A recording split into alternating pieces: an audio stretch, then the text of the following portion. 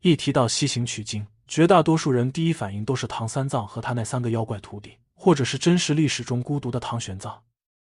但真正把这条生死之路提前走通的人，却是一个比玄奘更早200多岁的老人。这个人叫法显，也就是显化的那个显。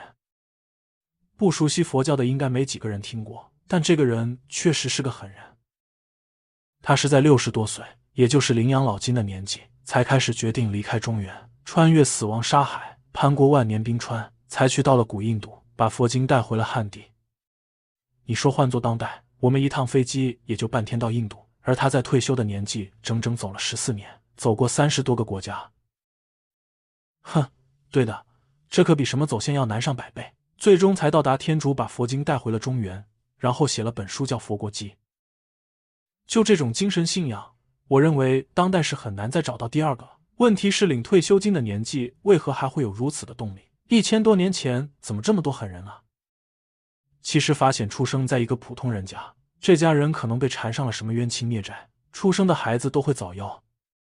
到了第4个孩子，也就是法显，亲爹应该是听了什么高人的指示，就将他送进了寺庙，让他幼年就出家。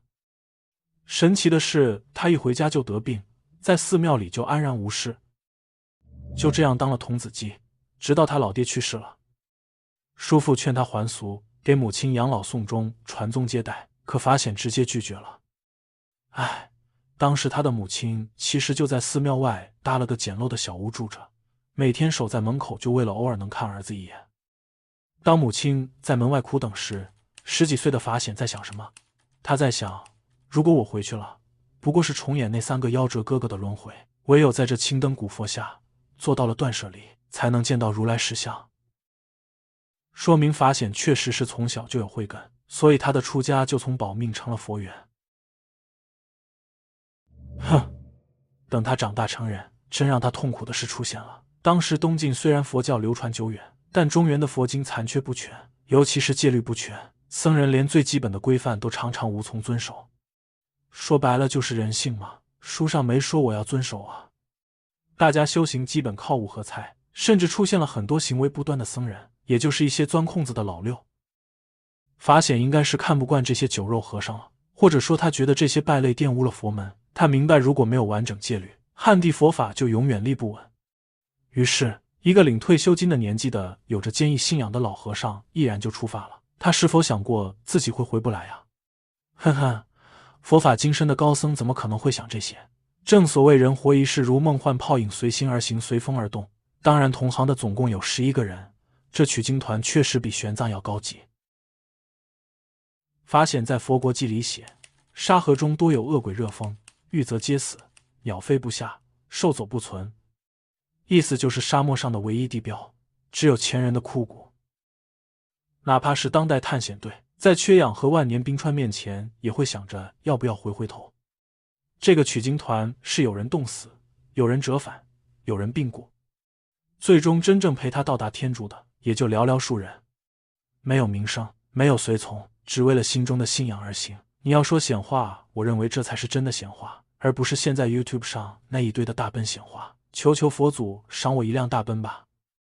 那个时代也没 GPS 没地图，纯粹靠命硬，每一个下一步都是在拿命在赌。换做你是不是觉得当代人遇到的一堆困难烦恼，其实那都不叫事。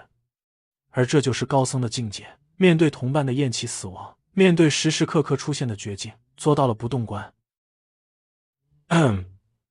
法显在印度待了多年，也不是来加入什么老年旅行团的，而是先学外语。对的，60多岁了，你40、50学几句英文，当前的社交媒体都可能是一堆刷屏的劝退，而这老头却硬生生啃下了复杂的梵文，达到能翻译的水平。就是梵文9级。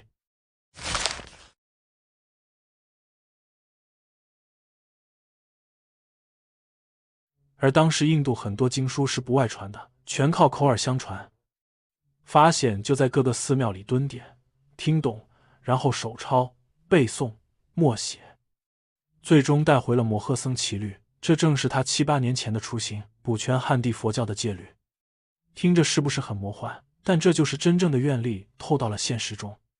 现在的显化风潮大多是当代人的想运，也就是贪嗔痴在作祟，基本逃不过一个取字。而高僧的逻辑完全相反，他的动力不是我想得到，而是利他，是我要为了汉传佛教补全戒律，而这里面并没有那个我字。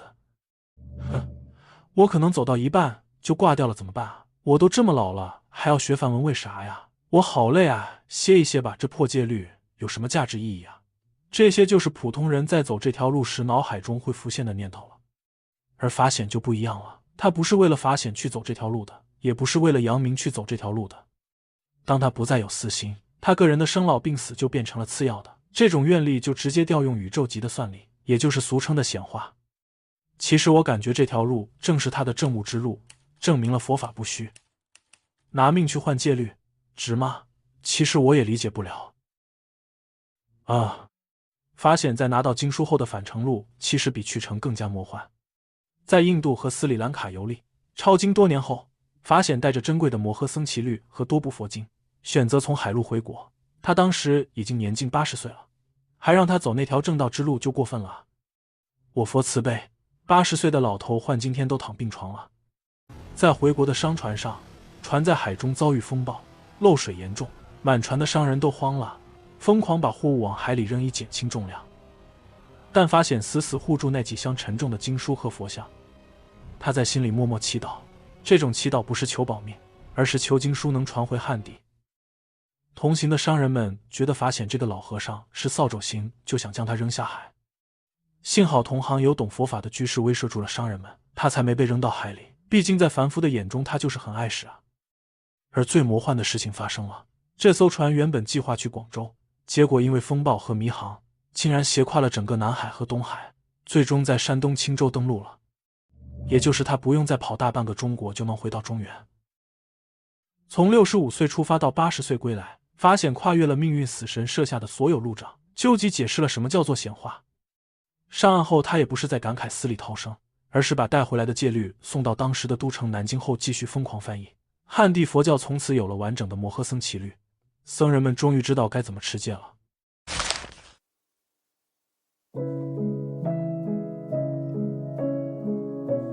汉传佛教从酒肉混杂的混乱状态进化到了有法可依的正统版本。法显在回到汉地并翻译完经书后，一直活到了86岁，也有说88岁才圆寂。